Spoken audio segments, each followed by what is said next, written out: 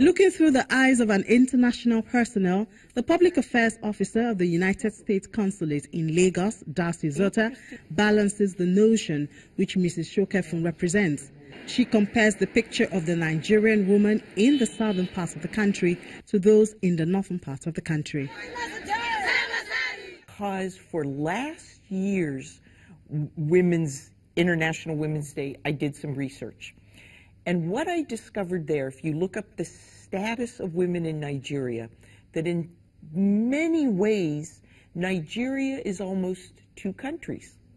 So what struck me, and I didn't know, was that there's a vast difference between the southern part of Nigeria and the northern part of Nigeria. In what areas? For instance, in maternal mortality, big difference. In education levels, big difference. In income levels. So that was striking to me, because when I read the statistics, I thought, well, that doesn't match up. Like, I meet women like you. And then I had to dig a little deeper. And then that's when I became aware that there's these vast difference between the North and the South and the status of women. Well, I think that we would have to say it's not a good thing if you're from the North. And again, I'm going to go to maternal mortality there. The fact that maternal mortality is so much higher in the North than in the South, it's clearly not a good thing for the North. Obviously, it's a good thing for the South, and it opens up the opportunities, say, for northern women, northern health professionals to learn from those in the South. On one hand, again, I see these really accomplished women here that sort of have done everything. But then on the other hand, when you're talking to those same women, what's also very important to Nigerian women, from the ones I met, is sort of a lot of the traditional roles.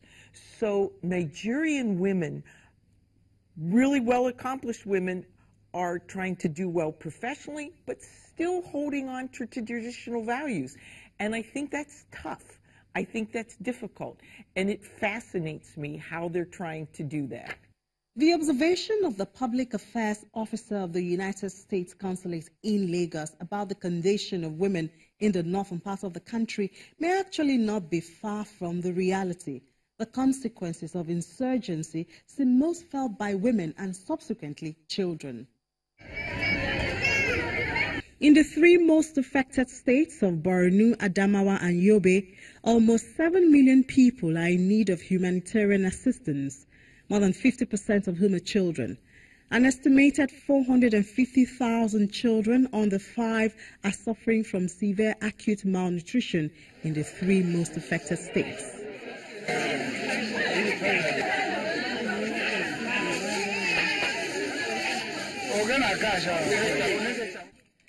Looking at the experience that the state went through when it had the insurgency crisis, and looking at also conflict situations, you find out that the children are the most vulnerable and they are the most affected, because you find out that they don't have anybody to lean onto.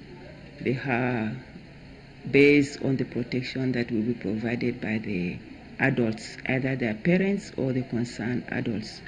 So when we looked at the insurgency crisis in Adamawa State affecting the 7 LGS, you find out that children were really affected, because some were really killed, some were separated from their parents, some were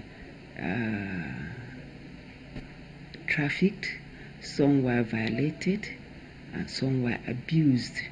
So you find out that due to the vulnerability of children, they've experienced much when we had the issue of insurgency in Adamawa State. Looking at the girl child and also the boy child, you find out that we don't treat them separately, but the vulnerability of the girl child is even more, because she's more vulnerable when it comes to issues of crisis. With the insurgency, you find out that the girls, as you've rightly said, have been abducted by the insurgents, and some of them are being used as wives, some of them are also being used as cooks, some of them are used as informants within the locality or areas that they operate. So you find out that the girl child is really exposed to much, and some of them have been violated even in the presence of their siblings. So it's really traumatic for the girl child. But you find out that with the government stepping in with the much security that has been built around that area, there's much safety for the girl child, though it's not 100%, because even with up to now, you find out that some of the girls are still going through much violation. But you find out that some of the girls that have been abducted and taken to the camp of the insurgents, some of them do escape and they are returned back.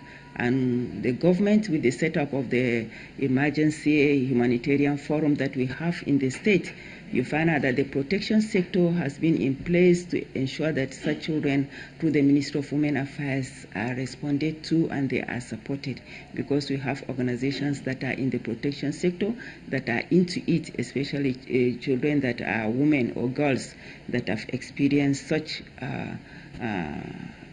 trauma or violation from the insurgents. Either they are pregnant, they come back with pregnancy, or they come back with children, or a child with another child. So you find out that such children will have to be supported. First of all, when they are rescued, or if they come out willingly or they escaped and they are found, we have to make sure that clinically they are taken to the hospital or the primary health care so that they will be checked to ensure that they are not infected. And then if they are pregnant, they continue with the normal processes of ensuring that the pregnancy is safe and also she is safe to deliver.